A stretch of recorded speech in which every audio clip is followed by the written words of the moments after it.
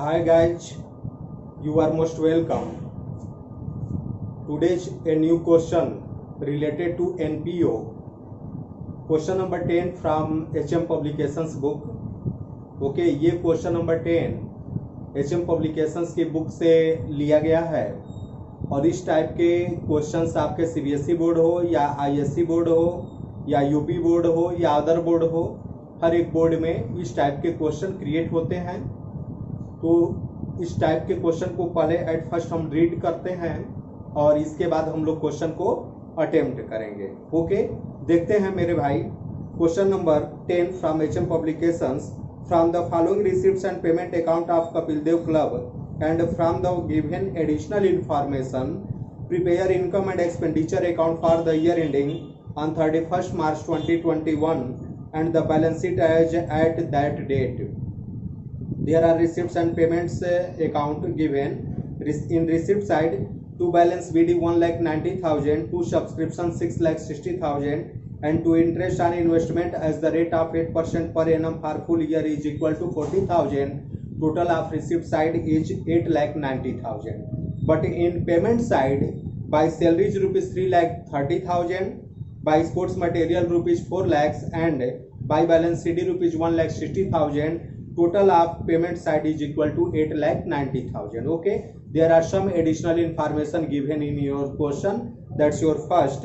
The club had received rupees 20,000 for subscription in 2019-20 for 2020-21. Next, salaries had been paid only for 11th month and stock of sports material on 31st March 2020 was 3 lakhs and on 31st March 2021 is equal to 6,50,000. Okay, चलो मेरे भाई, अब हम लोग इस question को देखते हैं। ये आपको बता दिया जाए कि एट फर्स्ट हम लोग ऐसे टॉप पे हेडिंग बनाएंगे, income and expenditure account of Kapil Dev club. Okay, for the year ended 31st March 2021. Clear? There are two sides, that's your expenditure and income.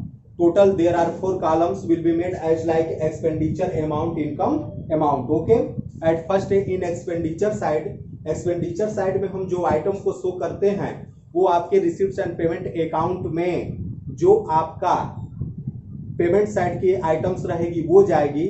लेकिन मेरे भाई आपको देखना पड़ेगा कि सिर्फ और सिर्फ हम रेवेन्यू आइटम्स को ही शामिल करेंगे, कैपिटल आइटम्स को नहीं शो किया जाता है, कोई भी कैश बैलेंस नहीं शो किया जाता है एंड कोई भी एसेट्स को हम लोग नहीं शो करते हैं। क्लियर? एडजस्टमेंट को हम लोग ट्रीट करते हैं। तो आप इस क्वेश्चन में कैश एंड बैंक बैलेंस जो भी आपके क्वेश्चन में दिया है, स्टार्टिंग का कैश बैलेंस या लास्ट का कैश बैलेंस, उसको हम लोग इनकम एंड एक्सपेंडिचर अकाउंट में शामिल नहीं करेंगे। क्लियर?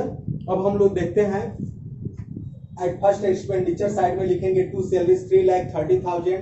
ये 3,30,000 रुपए ये सैलरी दिया हुआ है और ये सैलरी 11th मंथ का दिया है। क्लियर? तो आप जानते हैं कि there are 12 months in a year, 12 महीना एक साल में होता है। तो आप ये बताइए कि 3,30,000 ये आपका सैलरी से रिलेटेड आउट, ये वर्किंग नोट हो गया। 3,30,000 ये सैलरी आपका 11th मंथ का है, तो 1 मंथ का आपका क्या हो गया 30,000। इसी को हम लोग एड आउट स्टैंडिंग के रूप में शो करेंगे। क्लियर? तो आप देखेंगे, लिखेंगे at first to salary 3,30,000, add outstanding 30,000, total amount 3,60,000। Okay, then to sports material consumed. Sports material consumed है तो आपको बताया गया था कि कोई भी मटेरियल कंज्यूम्ड हमको निकालना होगा तो ओपनिंग स्टॉक में से ड्यूरिंग द ईयर जो भी आपकी कमोडिटीज परचेज की जा रही है उसको आप ऐड कर लेंगे और क्लोजिंग स्टॉक को माइनस कर देंगे या डिडक्ट कर देंगे। Okay, according to your question, to sports material consumed, opening stock given in your question rupees 3 lakhs. Okay, 3 lakhs in this amount is given in your adjustment. Okay, 3 lakhs add purchase during the year. आप देखेंगे during the year हमारी sports material purchase हो रहा है। आप जरा देखेंगे आपके पेमेंट साइड में दिया हुआ है मेरे भाई, ठीक है, आप अपने टेक्स्ट बुक में देखिए तो ये आप देखेंगे 4 lakhs दिया है, टोटल आप लोग ऐड कर लेंगे 7 lakhs आएगा, लेस क्लोजिंग स्टॉक आपके क्वेश्चन में दिया है एडजस्टमेंट में, तो क्लोजिंग स्टॉक को माइनस कर देंगे 6,50,000, then difference amount will be 50,000 so in expenditure side of the income and expenditure account. Okay, ये 50,000 हो गया। इसके बाद हम लोग आते हैं इनकम साइड में। आपके क्वेश्चन में सब्सक्रिप्शन दिया है मेरे भाई, ये 22 सब्सक्रिप्शन लिखेंगे 6,60,000 इन इनर कॉलम। इस जो 6,60,000 रुपए दिया हुआ है इससे रिलेटेड एक आपका एडजस्टमेंट दिया हुआ है सब्सक्रिप्शन से रिलेटेड कि जो 2021 की सब्सक्रिप्शन 20,000 आपको रिसीव करना था वो प्रीवियस ईयर में ही आपने 20,000 अमाउंट को सब्सक्रिप्शन को रिसीव कर लिया है। क्लियर? तो एट फर्स्ट हम लोग देखेंगे, लिखेंगे सब्सक्रिप्शन 6,60,000 रुपए मीन 6,60,000 एड अप्रूव्ड। ये प्रीवियस ईयर हम लिख सकते हैं या आप ऐसे भी लिख सकते हैं कि add subscription for current year received in previous year. Okay, आपका ये टोटल 20,000 आप टोटल करेंगे तो 6,80,000 हो गया। ये आपका इनकम साइड में जाएगा मेरे भाई। और interest on investment given in your question, आपके क्वेश्चन में इंटरेस्ट ऑन इन्वेस्टमेंट दिया हुआ है तो आपके लिए इनकम हो जाएगा, फुल ईयर का है 40,000 तो आप 40,000 यहां पर लिख लेंगे। क्लियर?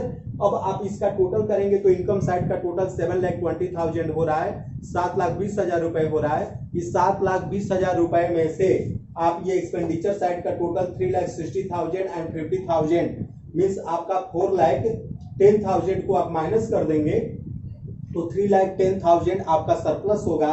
आप ये लिख सकते हैं to surplus that is excess of income over expenditure. Okay, and both side will be equal as like 7,20,000. Okay, then we prepare opening balance sheet. हम लोग इसके बाद ओपनिंग बैलेंस शीट बनाएंगे और ओपनिंग बैलेंस शीट मेरे भाई capital fund को find out करने के लिए हम लोग ओपनिंग बैलेंस शीट बनाएंगे। क्लियर? तो देखते हैं, आप ऐसे एट फर्स्ट लिखेंगे ओपनिंग बैलेंस शीट आप कपिल देव, या अगर आप ओपनिंग नहीं लिखना चाहते हैं तो हटा दीजिए। क्लियर? अब एज एट 1 अप्रैल 2020 ये आपका डेट जो दिया हुआ है 1 अप्रैल एंड ऑफ आपका opening of the year, sorry opening of the year ये दिया हुआ है इस या बिगिनिंग ऑफ द ईयर दिया हुआ है, तो आप इसको ओपनिंग भी मान सकते हैं या बिगिनिंग भी मान सकते हैं या स्टार्टिंग भी मान सकते हैं। क्लियर? तो 1 अप्रैल 2020 को ये दिया हुआ है। अब इस तारीख को हम लोगों को बैलेंस शीट बनाना है, तो आप जानते हैं कि there are two side liabilities and assets. Okay, liability side जब भी आप बैलेंस शीट बनाएंगे और एसेट साइड है तो एट फर्स्ट हमको ये देखना होगा कि ओपनिंग एसेट्स या ओपनिंग लायबिलिटीज क्या है।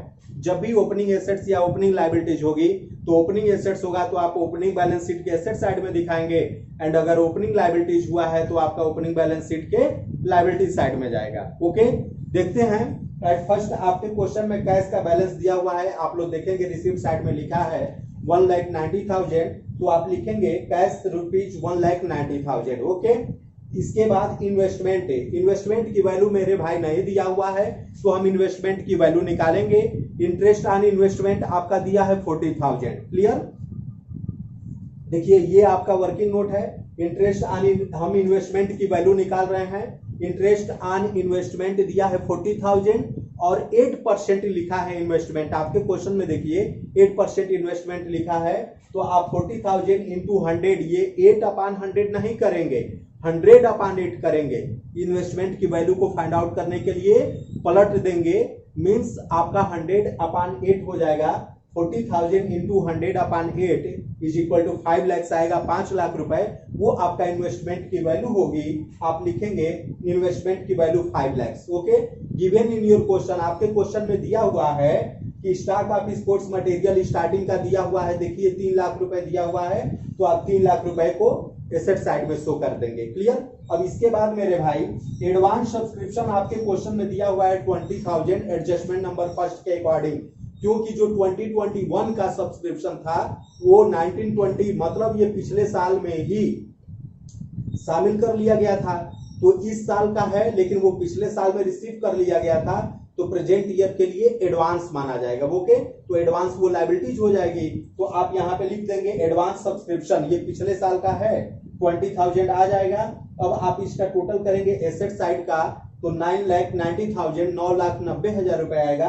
इसमें से आप 20,000 को डिडक्ट कर लेंगे तो 9,70,000 होगा, 9,70,000 होगा, and both side of the opening balance sheet is equal to 9,90,000। मतलब 9,90,000 रुपए इसका ओपनिंग बैलेंस शीट आएगा। क्लियर। अब मेरे भाई अब हम लोग इसके बाद बैलेंस शीट बनाएंगे। चलिए देखते हैं बैलेंस शीट।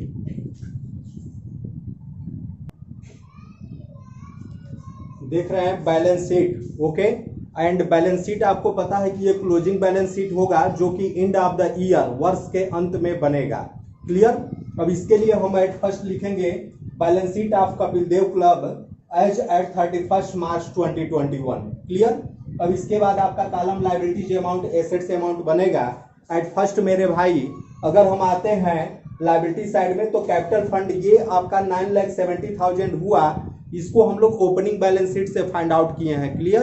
तो कैपिटल फंड की वैल्यू 9,70,000 हम लोग लिखेंगे।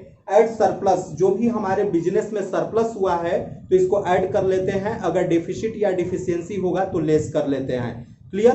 तो आप लिख सकते हैं add surplus 3,10,000 and total will be 12,80,000, 12,80,000 रुपए आएगा। आपको पता है कि आउटस्टैंडिंग सैलरी भी आपके क्वेश्चन में निकला हुआ है 3,30,000 रुपए। ये आपका 11 महीने का सैलरी था, तो आप एक महीने का निकाले हैं 3,30,000 divided by 11 is equal to 30,000 and 30,000 amount treat in income and expenditure account as like outstanding salary. Okay.